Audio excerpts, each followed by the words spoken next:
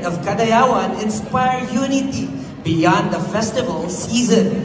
Paano makakapagbigay inspirasyon ng diwa ng Kadayawan para sa pagkakaisa kahit tapos na ang selebrasyon?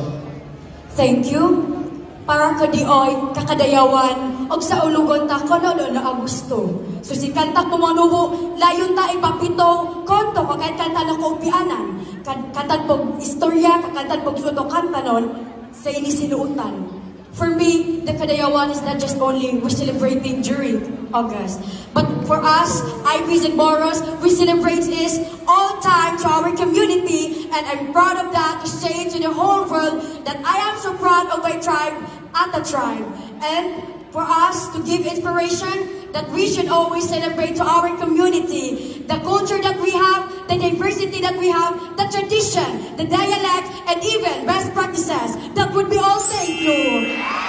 From Supremo Kata,